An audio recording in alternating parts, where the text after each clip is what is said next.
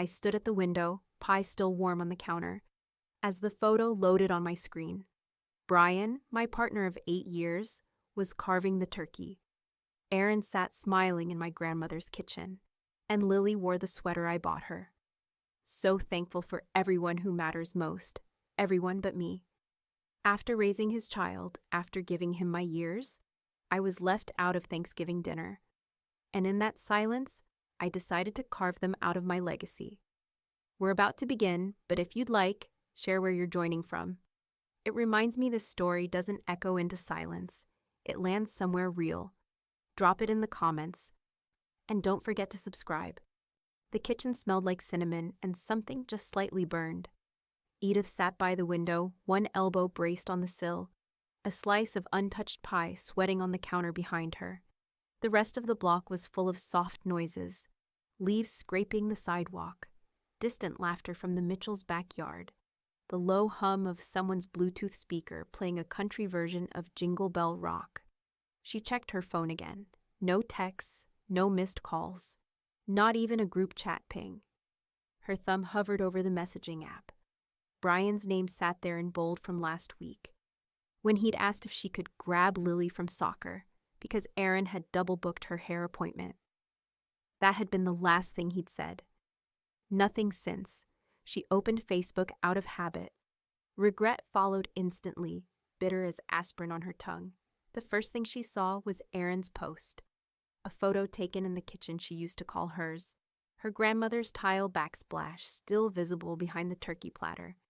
Aaron had draped herself in a cream cable knit, smiling like a woman in a magazine ad for pie crust. The caption read, "So thankful for everyone who matters most. Genre gratitude. Family first." There they were, Brian, Aaron, Lily. And behind them all, in the blurry depth of field, Brian was carving the turkey. His smile wasn't wide, but it was easy, comfortable in the place he'd settled into like an old shoe. Lily, perched at the edge of the table, wore the green cashmere sweater Edith had picked out last month during a Marshall's run, the tag still on her credit card. No mention, no tag, no trace. The fork in Edith's hand bit into her palm before she realized she was holding it that tightly. A knock at the door startled her. She wiped her eyes fast, checking her reflection in the microwave door before opening it. Willa stood there with a half-eaten biscuit in one hand and her mail in the other. Windblown curls framed her face like she'd come straight from a rom-com grocery aisle scene. But her eyes were sharp. "You're not with them?" Willa asked, stepping inside without waiting. Edith shook her head, barely managing a smile. "They didn't set a place." Willa's jaw flexed. "Completely?" Edith nodded once. "Nothing, not a word." Willa set the biscuit down like it suddenly offended her. "You were with him for 8 years. You basically raised Lily from kindergarten. And they, just ghost you out of Thanksgiving?" "Apparently," Edith said, and then exhaled too long. The silence sat between them, thick and ugly. Willa looked around the kitchen, at the homemade pie on the counter, the bottle of cider unopened, the folded linen napkins, everything Edith had prepped, everything she had assumed would be needed. "You made all this?" Willa asked. "I thought maybe—" Edith's voice broke. "Brian said we'd talk after his trip. He didn't say they were hosting. He said he wanted space, and you gave it to him."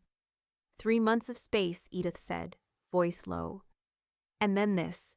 Willa picked up the pie knife. "Well, screw them. Let's eat this entire thing. And then egg their damn porch." That earned a short laugh, and Edith welcomed it like a lifeline, but it passed too quickly. The ache behind her ribs didn't move. Willa's eyes narrowed again. "Did they tell Lily not to call?" "I don't know. You gave her that sweater." "I know. She loves you." "She did," Edith said, staring back at her phone. "I don't know anymore." The screen dimmed to black, showing her own face faintly reflected, tired, puffy-eyed, wearing the wrong lipstick for someone no longer invited. She stood and walked back to the pie, knife in hand now, trying to decide whether to slice into it or throw it out the window. Before she could do either, her phone buzzed. One vibration, then another, then two more, stacked notifications. She picked it up fast, her breath caught. Unknown number. You deserve to know what really happened.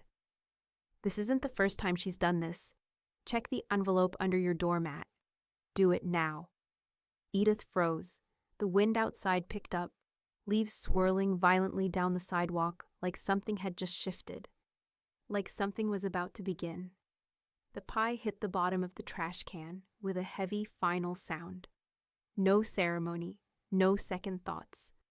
Just the weight of it collapsing into the plastic liner, the crust cracking, filling oozing slightly along the side, like a wound breaking open. Edith stood over it for a moment. Then she let the lid slam shut. It was too quiet after that. The window stayed cracked, letting in the late November air, dry and biting. A neighbor's screen door banged somewhere in the distance. Children squealed down the street, maybe playing tag, maybe just avoiding bedtime. She pulled out a chair at the kitchen table and sat with a deliberate kind of stillness, like any quick movement might cause something in her to spill over. In front of her, a manila folder labeled in black Sharpie. Edith M. Parker, Will and Directives. She opened it. The paper had yellowed at the edges. She hadn't touched it in 4 years. Not since after the second time Brian moved in. Not after they decided quietly and without ceremony that they were building something real, something that could last. She skimmed the lines. Her own name felt distant in print. Executor, Brian Charles Thorne. Co-beneficiary, Aaron Lee Carson, contingent. Education provision, $15,000 to Lily Ann Thorne for higher education use only. She stared at the names like they belonged to strangers. Aaron had always played the long game. Back then, Edith saw it as charm. Her ability to blend into any room, to soothe conflict with the exact right pitch of voice, the precise tilt of a wine glass. Brian used to say Aaron could sell shoes to a snake. Edith thought that meant he saw through it. Maybe he didn't. Maybe he never did. She reached for a red pen, clicked it open with a snap, hovered it over Brian's name first, the tip trembling slightly, then over Aaron's, then over Lily's. Her hand paused. The ink didn't touch paper. Footsteps padded into the kitchen, barefoot, deliberate. Willa leaned against the doorway, arms crossed, her expression unreadable. "That smell?" Willa asked, nose twitching slightly. "Pie," Edith said flatly. "Trash." Willa gave a short nod. Wasn't sure if it was burnt sugar or righteous fury. Edith looked down at the will again. I was about to cross them out. And I stopped at Lily. Willa moved closer but didn't sit. "Because you still care?" "Because she's a kid," Edith said, her voice hoarse now. "Because she didn't ask for any of this." Willa looked at her for a long moment. Then she reached into her hoodie pocket and pulled out a peppermint, setting it silently on the table like a peace offering. "You can't write a new will with a red pen," she said softly. "Do it with the law, not emotion." Edith blinked hard and set the pen down. "You're right. Always am." Edith offered a dry smile. "And humble, too. Only when I'm wrong." The silence returned, but it had softened. The sharpness had dulled just enough to breathe. Edith pulled her phone closer and opened a new message thread. Her fingers hesitated over the keyboard for just a second. Then she typed, "Gavin, I need to update my legacy. Can we meet Monday?" She hit send before she could talk herself out of it. Willa moved to the counter and poured cider into 2 mismatched mugs. She handed one to Edith, then settled in across from her. "Anything under the doormat?" she asked casually. Edith swallowed. "I haven't looked yet." "You want me to?" "No, I will." "You sure?" "I'm not sure about anything," Edith said, "but I want to do this part alone." They sipped in silence for a few minutes. Outside, the wind scraped across the glass, like something trying to get in. Edith pushed back from the table slowly, setting her mug down without sound. She walked to the front door with her pulse climbing, not from fear, but anticipation. She paused, one hand on the knob. From the kitchen, Willa said quietly, "If it's bad, I'm still here." Edith nodded once. She didn't look back. The door opened. The wind hit her like a slap, sharp and cold, carrying the scent of dry leaves and chimney smoke. She stepped out barefoot onto the porch, bent down. There it was. A plain white envelope tucked into the corner under the mat. No name, no return address. She picked it up. The paper was thick, expensive. Inside was a single sheet, typed, clean. No signature. Everything that was taken from you didn't start with them. It started with what they found. And scribbled in pen beneath it, one word, Camellia. Edith stared. The wind caught her hair, tangling it across her face, but she didn't move. Camellia. She hadn't heard that name in 13 years. The screen lit up with a familiar tone, bright and short. Edith didn't look right away. Her fingers stayed curled around the edge of the mug, the steam curling upward like smoke from something barely extinguished. But the light didn't go away. She finally glanced down. Lily Thorne. Happy Thanksgiving. Hope you're doing good. No emoji, no photo, just that. The message sat there like a cold handshake from across a canyon. Timed 3 hours late, as if someone, Aaron, had nudged her into sending it, but not enough to make her call, not enough to make it mean something. Edith typed nothing back. She wouldn't dignify the distance wrapped in casual punctuation. Instead, she reached across the table and pulled the leather-bound journal toward her. The kind with the thick, rough-cut pages and a ribbon that always seemed too short to be useful. She flipped past pages filled with better seasons. Pages that spoke of springtime hikes, first kisses, the smell of tomato vines in August, past a note about Lily's spelling bee in 3rd grade, a quote from Willa during the hurricane power outage. "We are all candles until we burn out." She turned to a blank sheet, wrote one line. "Thankful for truth, even when it's cold." The pen scratched slightly as it moved, and the ink soaked deeper into the page than it used to. She closed the journal gently and pushed it aside. Willa poured more hot water into both their mugs, then dropped in fresh tea bags without asking. The air smelled faintly of peppermint and something herbal Edith couldn't name. "Do you remember that group in Asheville that built that food rescue network?" Willa asked, settling back in her chair. "The one that turned abandoned restaurants into meal hubs during lockdown." Edith nodded. "Harvest Ring. They're still going," Willa said. "They opened one in Newark last month." Edith leaned back, hands cupped around her mug. "I used to love reading about people like that. The way they just made something from nothing." "You did that," Willa said, "with Haven House, with the girls you coached. You didn't just write checks, Edith. You built things." "I want that to mean more now," Edith said. "Not in some posthumous marble bench way. I want what I built to feed better people." Willa studied her. "So do it. Shift it." That word, shift, lingered. Not burn, not erase. Shift. Edith stood, the energy sparking back to life in her spine. She moved to the hallway closet, reached behind the old board games, and pulled out a fireproof box. Inside were donation receipts, annual reports from shelters, her own handwritten notes from years of community organizing, grants she'd helped write, strategies for volunteer rotation, an early proposal for a youth mentorship center that never got off the ground. She spread them out on the dining table like a map of some buried architecture she'd once believed in. Willa joined her, flipping through pages in silence. One newsletter had a faded photo of Edith with a girl named Imani, 16 at the time, now probably grown. They were both laughing, holding up a mural brush covered in blue paint. Willa tapped the corner of the photo. This is legacy." Edith's phone buzzed again. This time, the name on the screen steadied her breath. "Gavin T. Mitchell. Reviewed your changes. Smart edits. I'll have the revised draft ready this week." She typed a simple reply. "Thank you. It matters." Then she turned her phone face down. Her eyes flicked back to the envelope from the night before. now resting on the mantel like it belonged to no one. She hadn't reread it. She didn't need to. Camellia. The name itched behind her ribs like something growing too fast beneath the surface. She had buried it deep, but it had been waiting for them to dig it back up. She looked at Willa. Do you remember anyone ever talking about Camellia? Not the flower, a person. Willa blinked. Camellia? No. Why? Edith hesitated.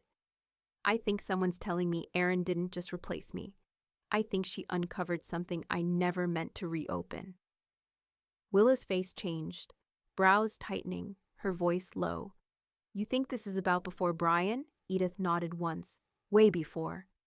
Before Brian, before Lily, before any of it. The kettle began to whistle behind them, loud and sharp, as if the past had been listening and just decided to scream. Edith enlarged the photo until the pixels started to blur. There, behind Erin's curated smile and Brian's stiff knife-in-hand pose, was an empty chair, barely visible, tucked at the far edge of the table, as if it had once held a purpose and now only echoed what was missing. Her chair. She stared at it for a long time. No one else seemed to notice it in the image, but it burned in her vision like an afterimage from a flash. Her fingers moved to the edge of the laptop trackpad, then stopped. The year Lily was born, Brian had called her before anyone else. Erin was still groggy from the epidural, and the hospital room had been full of cords and quiet tension. Can you come? He'd asked. Edith had driven straight from her shift at the shelter, her clothes still smelling like bleach and cafeteria pancakes. She hadn't even hesitated. When she got there, Erin was asleep. Brian had handed her the baby like she was already a second mother. Lily's face had been red and wrinkled, her eyes closed, fists clenched like she had arrived angry at the world. Edith had held her first. That moment had meant something once. She stared back at the empty chair in the photo, then right-clicked. Delete. The screen blinked, and it was gone. The sound of her inbox pinging made her flinch slightly. A new message from Gavin. Subject line. Final draft attached, ready to finalize. She opened it. No small talk. All revisions incorporated. We're locked on the new beneficiaries. Haven House Foundation is primary. Let's finalize Friday. She stared at the attachment for a moment, then downloaded it. The file name glowed at the bottom of her screen, like a quiet promise. Parker, Legacy, Final, PDF. A knock sounded behind her. Willa didn't wait for an answer. She just let herself in, arms full of old photo albums she'd dug out of the hall closet, like a woman on a mission. I figured if we're cutting things clean, we might as well curate what we're keeping, she said, dropping the stack on the table. Dust floated into the air like dandelion fluff. Edith gave a soft huff. You mean revisionist memory therapy? Exactly, emotional spring cleaning. They sat at the table, flipping through pages filled with camping trips, porch birthday cakes, blurry Christmas mornings. Willa peeled photos from the plastic sleeves with care, separating them into small stacks, one to keep, one to file, one to toss. Every time Erin's face turned up, Willa slid it toward the discard pile, like a bad hand in poker. Brian's went the same way. No comment, no drama, just quiet edits.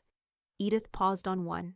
Lily in a kiddie pool, maybe 5, her face mid-laugh, water frozen mid-splash. She slid that one to the keep pile. By the time they finished, the discard stack was twice as thick as what they'd saved. Edith reached for her leather journal again, but didn't open it this time. Instead, she pulled a different notebook from her desk drawer.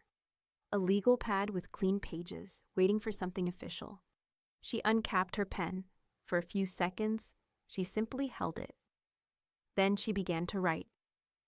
Dear Lily, the words came slowly, as if they had to climb out from underneath too many unspoken years. I don't know what you were told. I don't know what you remember. But I know what I gave. I know what I kept quiet about. And I know that sometimes, love gets written out of the official version, even when it built the whole damn story. She didn't stop.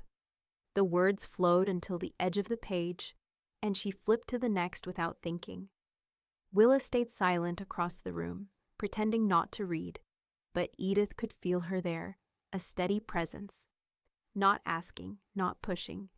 By the time she set the pen down, 4 pages were filled. The signature at the bottom was shaky but firm. She folded the letter and placed it in a blank envelope. No address. Not yet. Just Lily written on the front in her handwriting. The house had gone quiet again. Too quiet. She turned back to the mantel, half expecting the envelope from before to have disappeared, but it hadn't. It sat there, as still and damning as ever.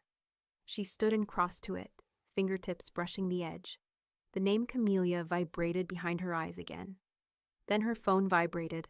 A text. From an unknown number. She opened it. You think removing them from the pictures changes what they did? You think writing letters makes it clean? Camellia remembers everything. And she's watching. Edith stared at the message. The room felt colder than it had a second ago. Behind her, one of the discarded photos slid off the table and landed face down on the floor. The email subject line hit her like a backhand. You're invited. Langston Future Foundation Launch Gala. Edith blinked twice before clicking. The logo at the top of the invitation was her grandmother's signature. Replicated, vectorized, cheapened. Beneath it, golden serif font sprawled across a white background with delicate navy borders. Honoring a legacy of compassion. Building the future in the Langston name. Her stomach coiled. She scrolled. Founder, Aaron Lee. Carson, Executive Director, Brian Charles Thorne.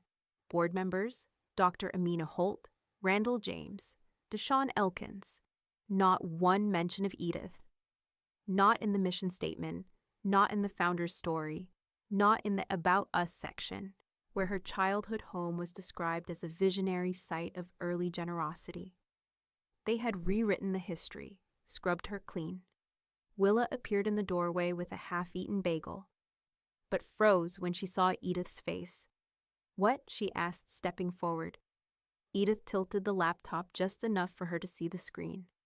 Oh, hell no, Willa breathed. They're using my family's name, Edith said, each word sharpened like glass. My story, my house, and they didn't even have the decency to lie well. Willa set the bagel down like it had personally betrayed her. Is this what Camellia was talking about? Edith didn't answer.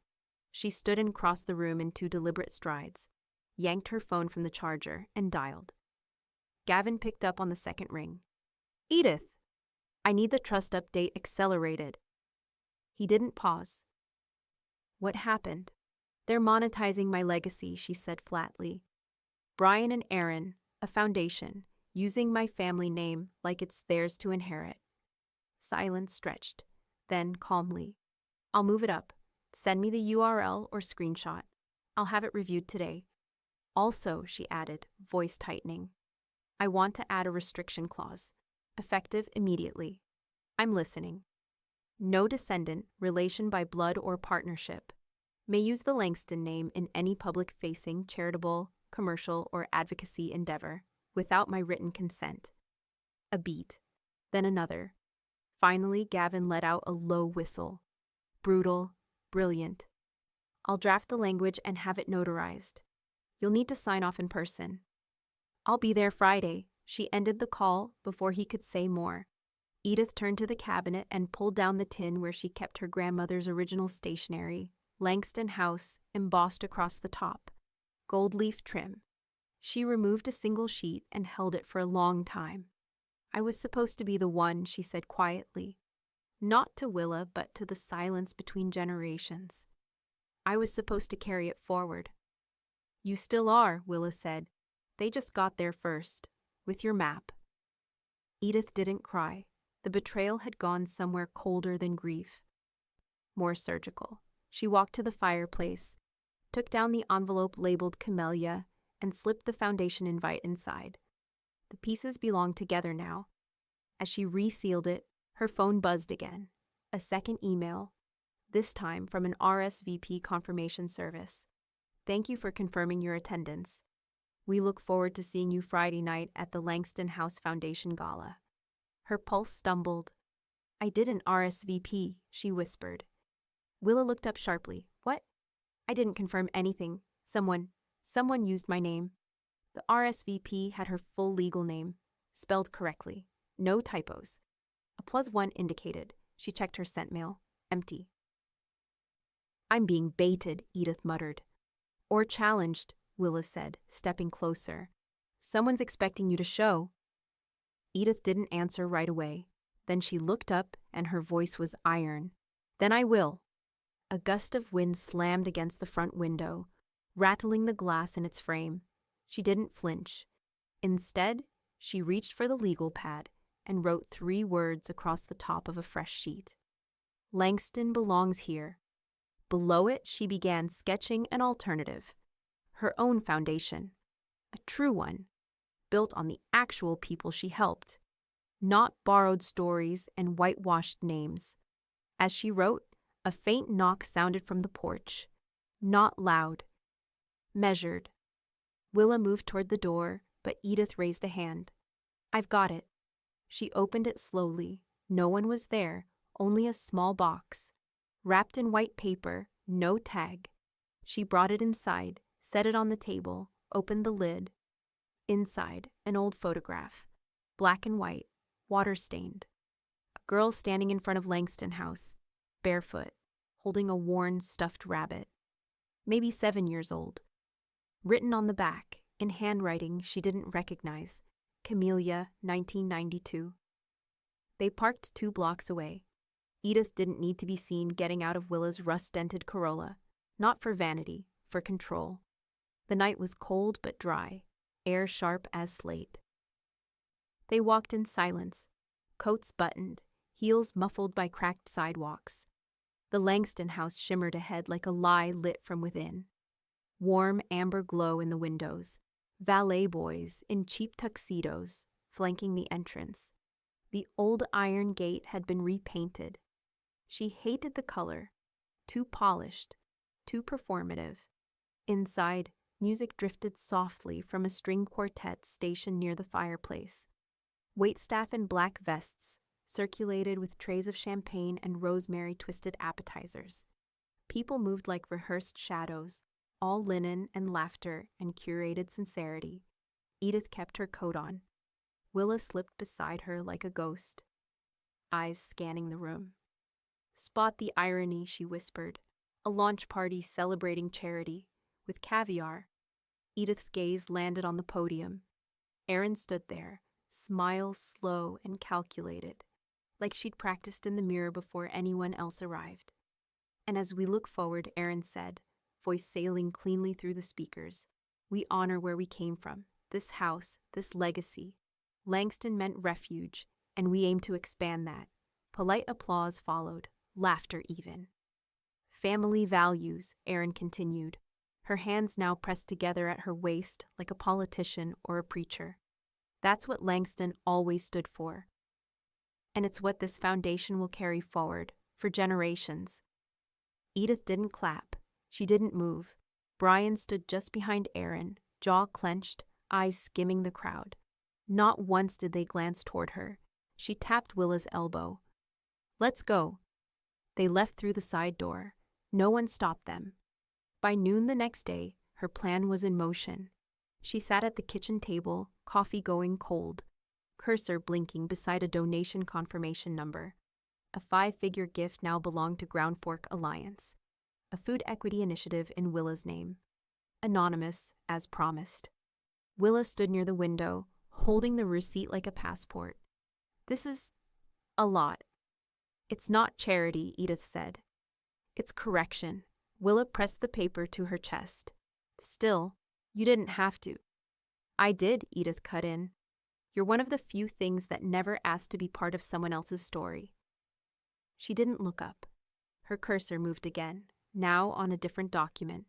Her own obituary draft, tucked away for years but always updated, just in case. She deleted 2 full paragraphs. Gone. The sentence about Brian's steadfast partnership. Gone. the line about Erin's shared stewardship of the Langston mission. She added a new line at the bottom. In lieu of flowers, please direct all donations to independent causes fighting generational erasure. She saved the file under a new name. EM, Personal Final, V3. Willa refilled their mugs, her voice softer now. You're not just rewriting history, you're building a firewall. Same thing, Edith said. If you do it right. Later that night, she climbed the attic stairs alone.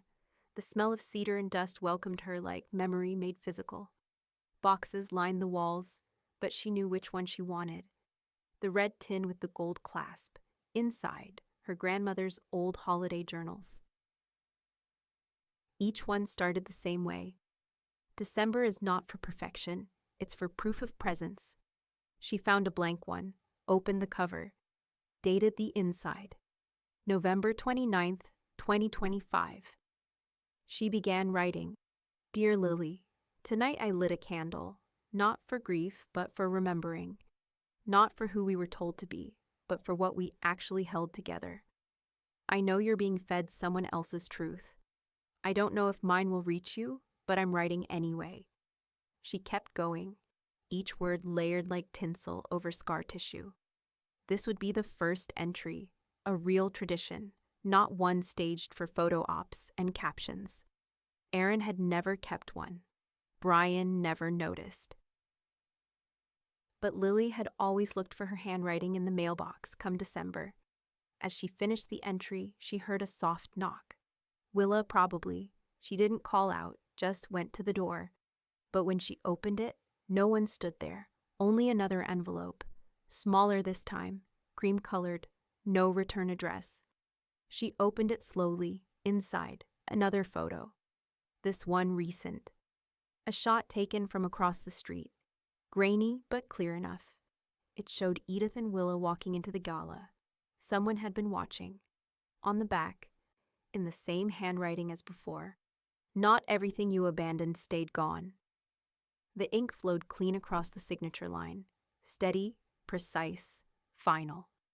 Edith capped the pen and sat back slowly, watching as Gavin flipped through the signed pages like a priest turning the final pages of a funeral liturgy. His office smelled faintly of bergamot and leather, sharp, grounding. That's it, he said, aligning the pages. You've officially rewritten everything, she nodded. Didn't smile. The new trust documents were weightier than she expected.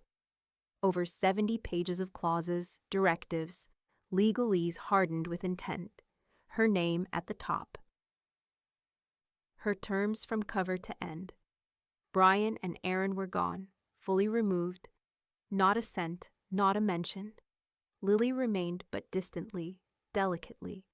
A single education scholarship, available only if she applied herself at 21, without intermediaries or guardians. No backdoors, no loopholes. And the core of it, the beating heart, was a transfer of 90% of Edith's estate to a foundation named for someone long gone, the Marion Langston Fund for Independent Women's Education. Her sister's name on the paperwork made something tighten in her throat. Marion had died quietly, barely 22, in a life barely lived. Her legacy had become silence. Not anymore. Edith reached the final page and touched the clause Gavin had warned would be a little aggressive. The no contest clause. Anyone who challenged the trust, any heir, partner, or affiliate, would forfeit all rights instantly. No appeals, no adjustments, no rewrites. You sure about this? Gavin had asked before she initialed. Positive, she'd said. They don't get to eat the house they poisoned. Now, as he placed the completed documents in a locked folio, Gavin gave a quiet nod of approval. This is ironclad, Edith. It's not revenge. It's infrastructure. She slid her copy into her briefcase. Then we're done. Back home, Willa was in the kitchen assembling what she called tactical lasagna, layers of comfort food for crisis prevention. The house smelled of basil and fresh garlic, and something about it felt like armor. Willa wiped her hands on a towel as Edith handed her a copy of the documents. "You did it," she said, flipping through the pages like they were sacred scripture. No screaming, just structure. Edith exhaled, half laugh, half release. Turns out law is more satisfying than confrontation, especially when it cuts deeper. They drove to the bank just after lunch, depositing one copy into Edith's safety deposit box. Another went by courier to Gavin's secure archive in Charleston. The redundancy gave her a new kind of quiet, the kind that didn't need to prove anything to anyone. Later, while Willa napped on the couch under an old quilt, Edith opened her laptop and updated the document log she kept in her encrypted folder. She added the trust to the index, time-stamped it, and titled it. This is where the rewriting ends. She was closing the lid when her phone buzzed. Lily, a single text. "Grandma, you okay? You weren't at Thanksgiving." No emoji, no second message, but it wasn't cold, not performative. Edith stared at it for a long moment, the cursor hovering over the keyboard. She thought of the letters still in the attic, the journal entry, the photo of Lily in the kiddie pool, the sweater still folded in the donation bit by the back door. She typed, "I was busy remembering who I am."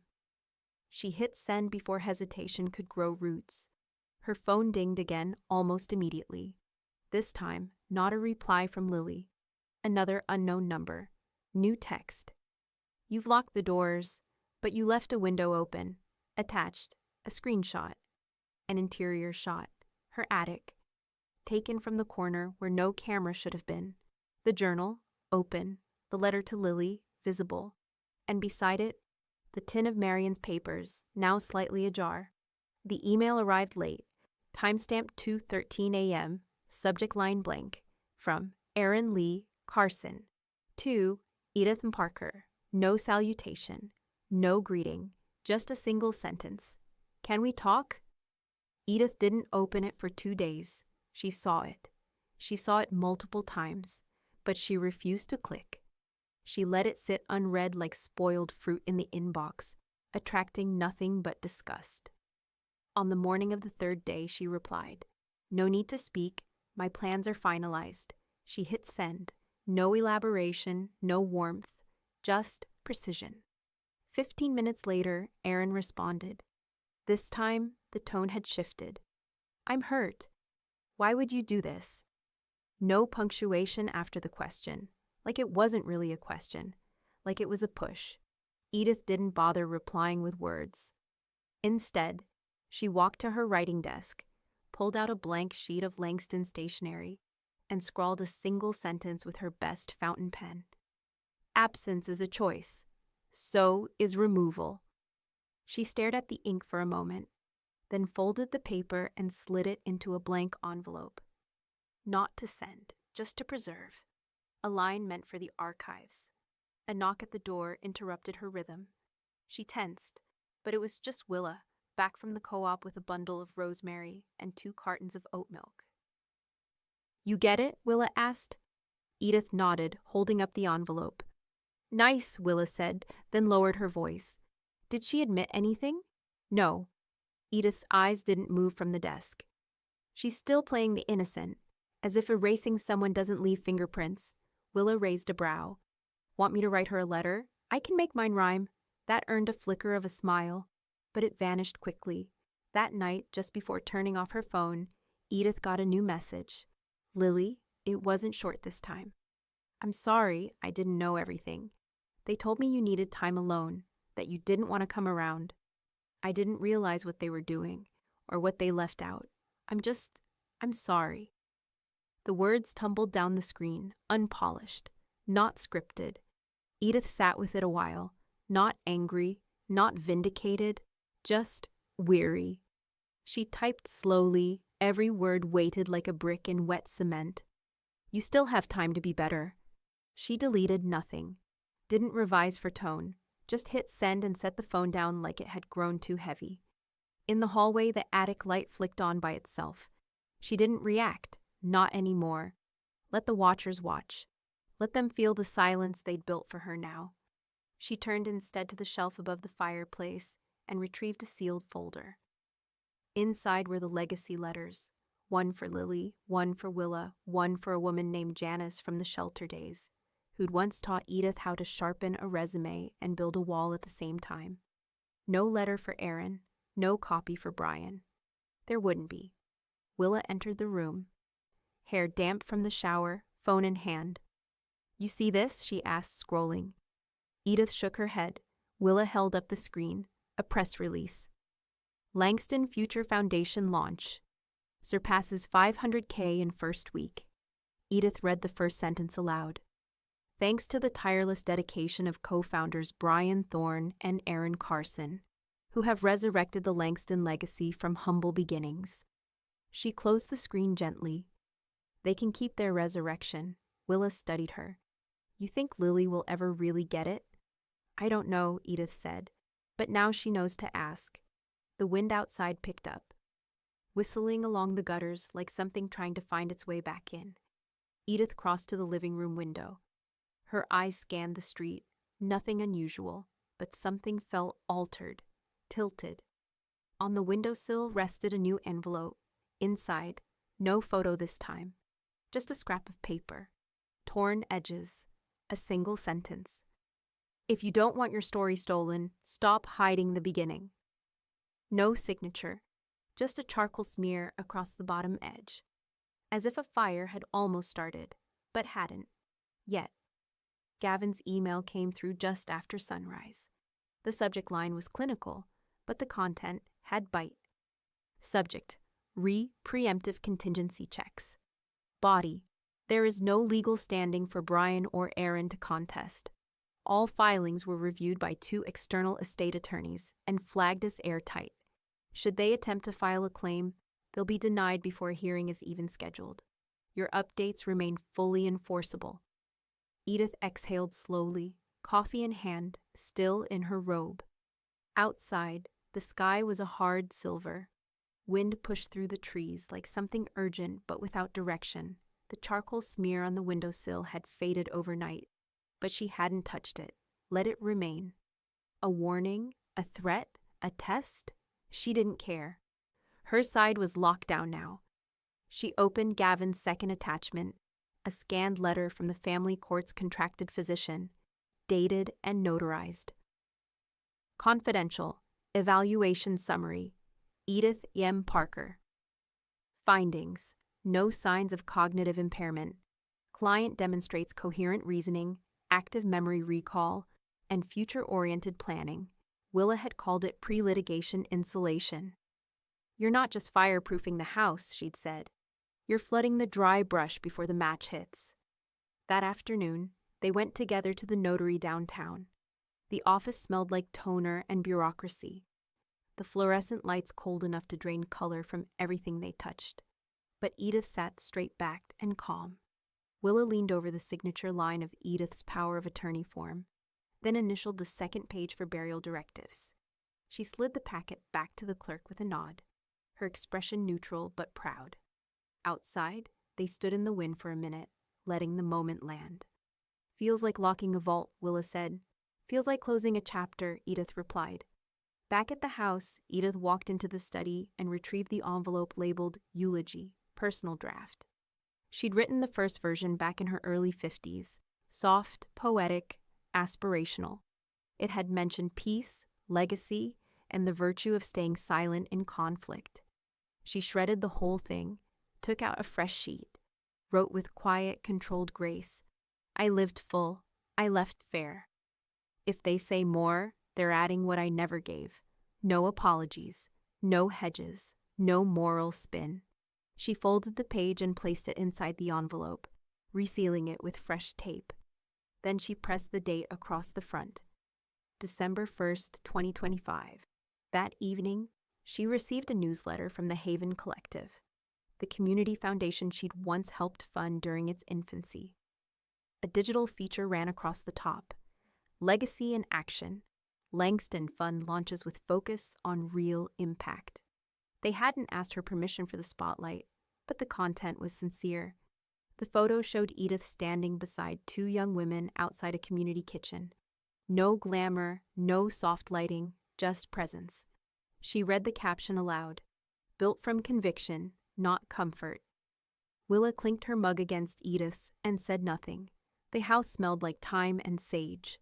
The night was still when the message came through. Lily, the tone had changed again. No longer confused, not quite apologetic. Curious, uneven. Can I come visit during winter break? I don't need anything, I'd like to talk. In person. Edith stared at it for a while. There was a cost in every answer, in silence too. She didn't respond. Not yet. She opened the cedar box near the fireplace instead, retrieving the holiday journal.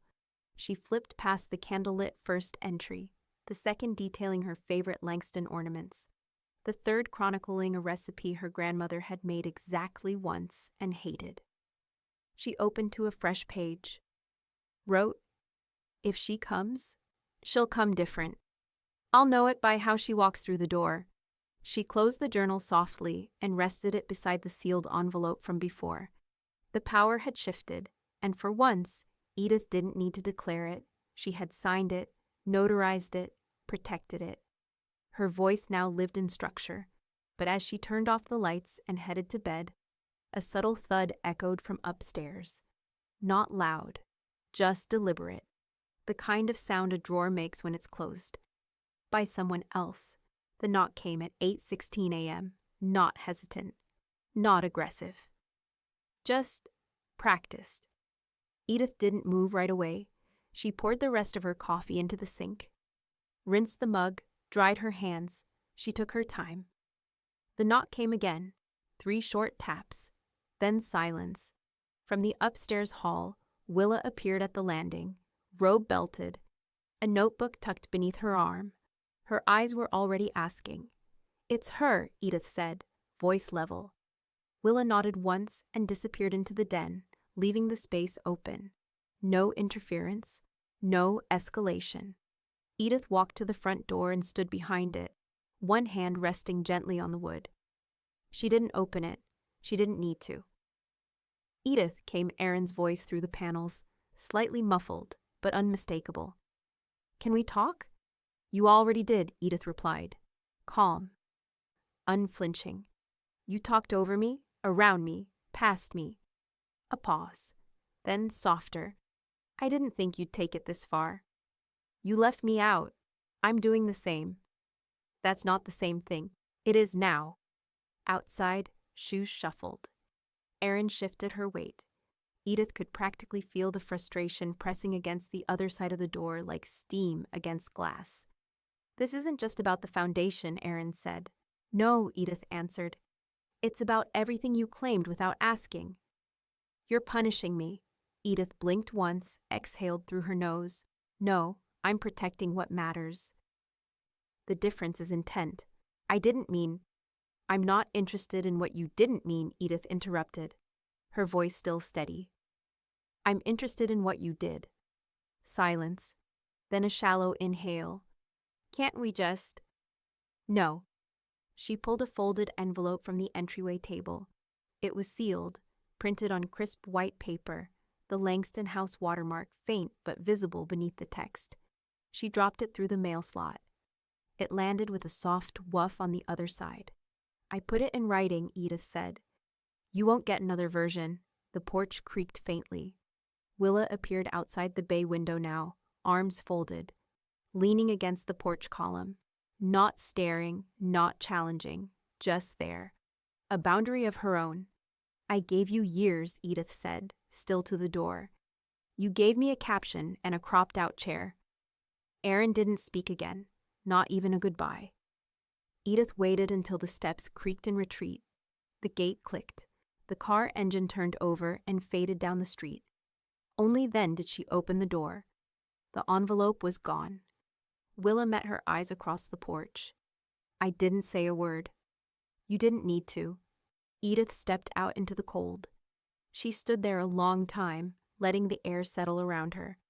Below the porch rail, a single pressed leaf had fallen into the shape of a broken circle. When she turned back toward the house, something stopped her. The mailbox flag was up. She hadn't touched it. She opened the box slowly, hand braced. Inside, a single manila envelope, unsealed. No postage, no return address. She pulled it out and flipped it over. Scrawled in blue ink, all uppercase. I saw what you hid in the barn. Inside, nothing else. Not a photo, not a document. Just that. Willa appeared behind her. What barn? Edith didn't answer right away. She stared at the envelope. Her mouth opened, then closed. Finally, she said, My grandfather's hunting cabin had one. 30 miles out. You think someone's been there? I think someone never left. The folding chairs screeched against the church's linoleum floor like old grievances refusing to go quietly.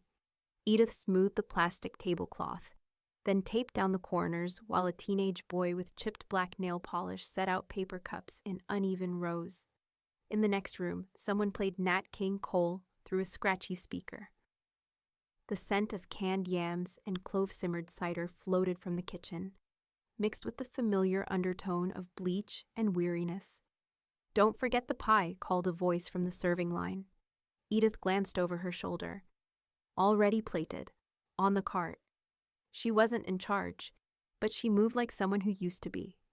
Around her, volunteers passed in and out of the side door, arms full of foil trays and donation boxes. There was motion in every corner, controlled chaos, but it felt honest. Across the room, Willa stood beside a stack of donated coats, matching sizes to a pair of shy sisters in oversized sweaters. One of them grinned up at her and called her Miss Willa, which made Willa pretend to scowl, then immediately cave with a wink. Edith returned to her table. The doors opened at noon sharp.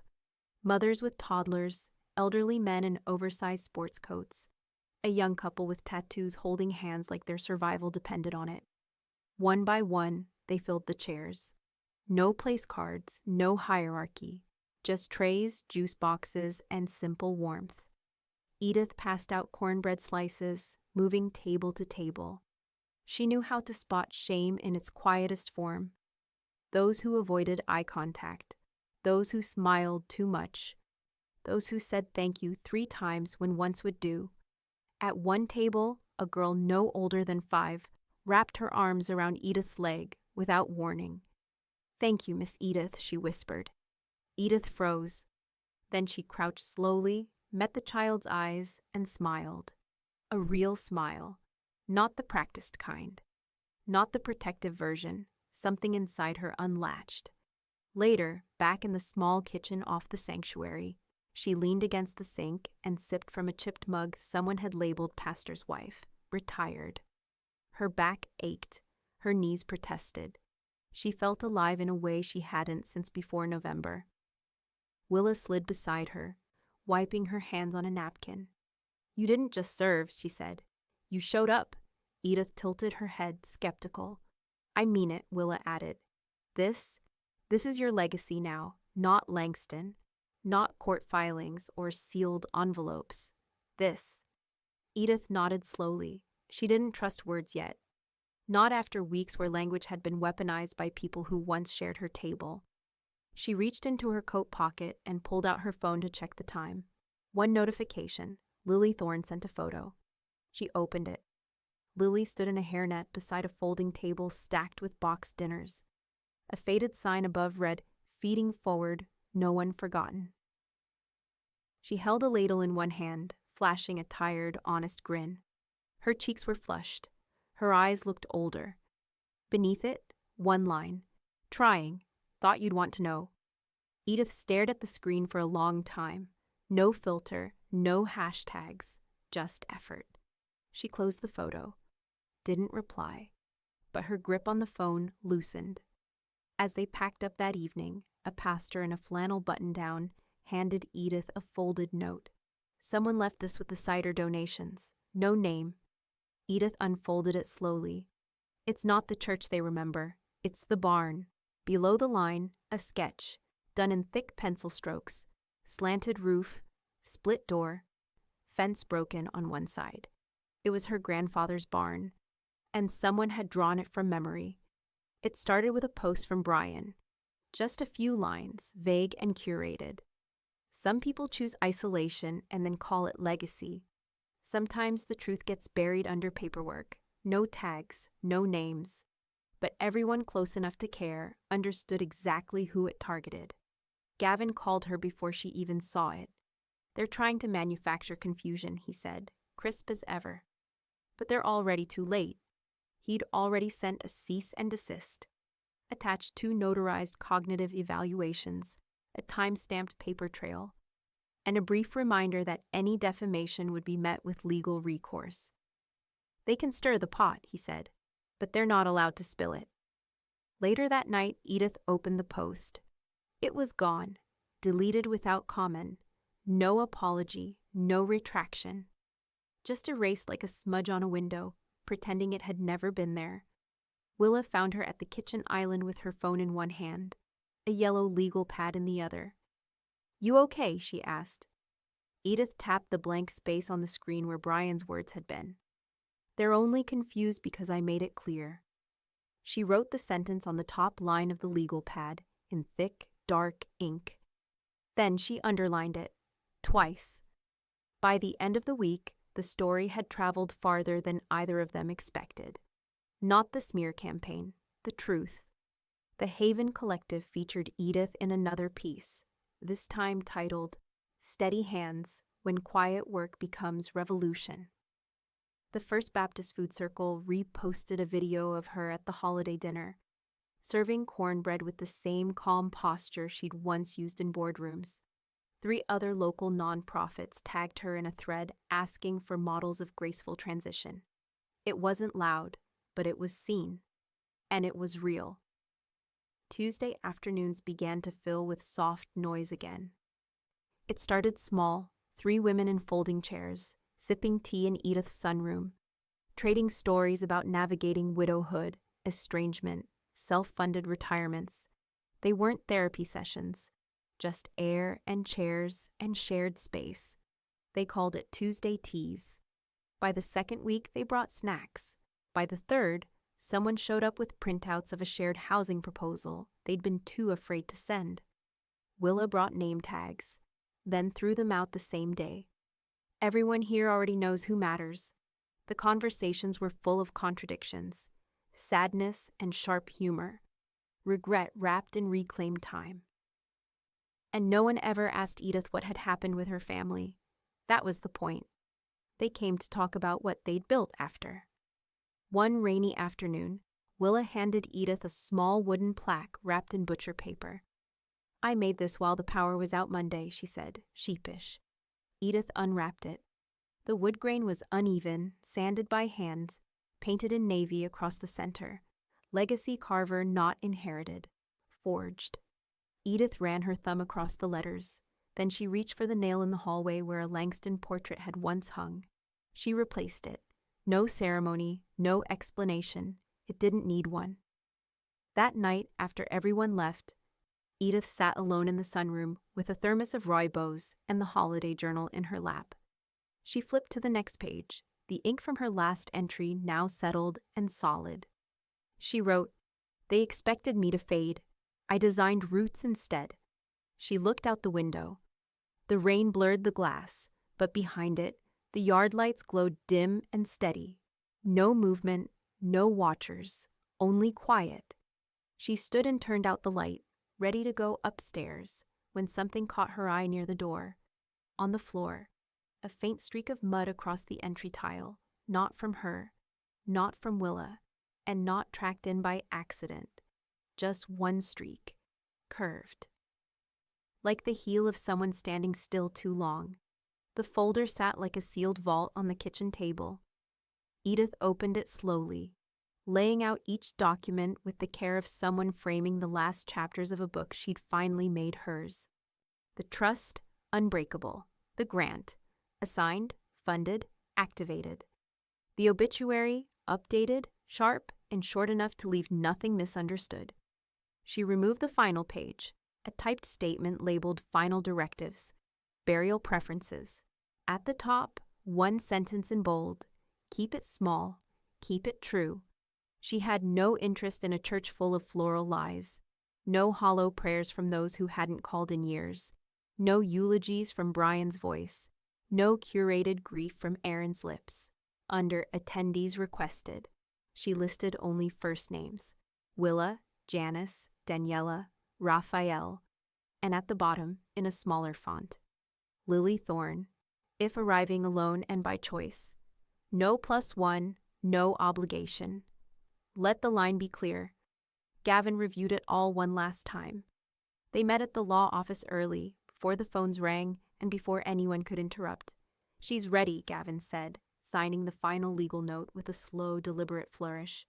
Most people never get this far with their legacy planning, let alone own it. Edith tucked the copy into her bag. Most people are still waiting for someone else to write it. He smiled, not warmly, but with respect. "I'll notify the foundation."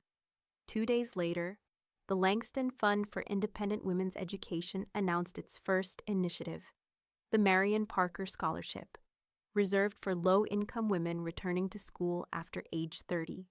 No essays, no trauma disclosures, just proof of enrollment and a name that hadn't been passed around in privilege.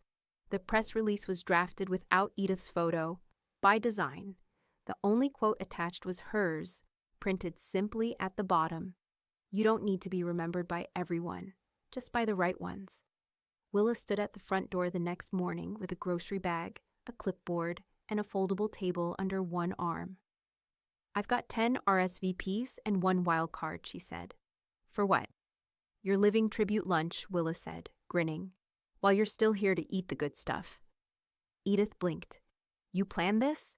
"With help from the Tuesday crew. We even have a menu. No turkey, but someone made herb chickpea stew. And Claire is bringing that weird corn salad you pretended not to like." Edith laughed. A full round sound she hadn't heard from herself in weeks.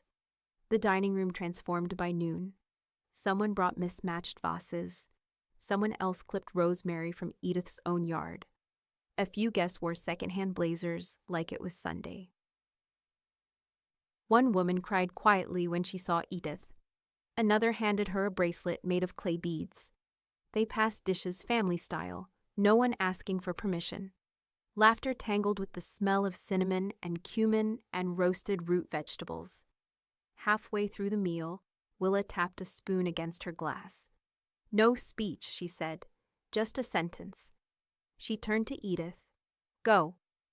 Edith looked down at her plate, then up at the faces around her, women who had once been strangers, now holding each other's elbows like kin. She raised her glass. "This is better than turkey." Everyone clinked. No toasts, just warmth. Afterward, while washing dishes in the back, Edith stepped out to the hallway to grab more towels. Her phone buzzed on the side table. One photo, Lily, standing beside a bookshelf at what looked like a women's center, holding a bag of donated toiletries and a sign that read, "One to give, one to keep." She wore no makeup. Her hair was in a ponytail. She looked tired, present. Beneath it, no caption. Just a heart emoji, not the pink kind, the solid red. Edith didn't reply. She walked back into the kitchen and turned the water on hot. And as she reached for the next plate, she noticed something outside the window. A figure. Far at the edge of the yard, near the tree line, still facing the house, not moving. The wind blew and the figure stayed rooted. Not watching, waiting. The knock was soft this time. Not the kind that demanded, but the kind that asked. Edith opened the door herself. Lily stood on the porch in a puffer coat too big for her frame, cheeks pink from the cold, hair wind-tossed, one hand gripping a canvas tote that sagged with contents she hadn't named yet. No car idled at the curb. No second figure lingered in the shadows. She'd come alone. "Hi, Grandma," Lily said. Edith stepped aside. "Wash your hands. Then peel the carrots." The kitchen was warm with the kind of heat that came from doing, not waiting. Lily moved around it carefully, like the space remembered her, and she wasn't sure if the feeling was mutual. Edith seasoned the roast with deliberate hands, her sleeves rolled just below her elbows. "You still hate onions?" Not anymore, Lily said. I hated them because Aaron did. Edith didn't look up, but something in her shoulders shifted. They worked in quiet, not awkward but sacred. Steam rolled from the pot as broth deepened into something richer. Lily set the table. Cloth napkins, not paper, the good silver. Candles, not scented. Just tall, pale, honest wax. By the time the roast was done, the light outside had turned the trees black and the windows gold. Edith ladled the meat and potatoes onto plates that didn't match, and they sat at opposite ends of the table like the conversation itself needed room to breathe. Lily took a bite first, then closed her eyes. I never knew it could taste like this, she said. It's not the recipe, Edith replied. It's that you showed up. A few bites passed, then Lily looked up, eyes unguarded. I see it now, she said. All of it.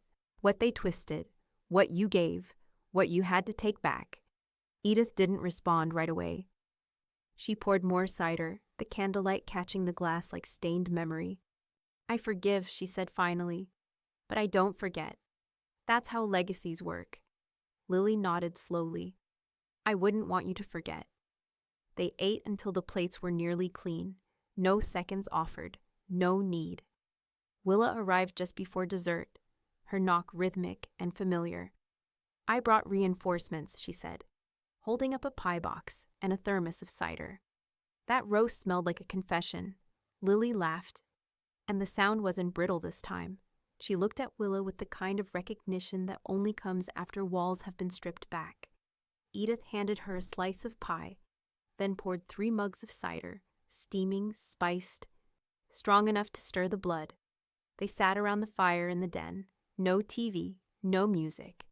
Just the sound of wood shifting in the hearth and the occasional clink of a fork against ceramic. Lily reached into her tote and pulled out a single sheet of paper, unfolded it with care. I wasn't going to show this, she said, but after dinner it felt right. She began to read. Her voice was clear, if a little uncertain.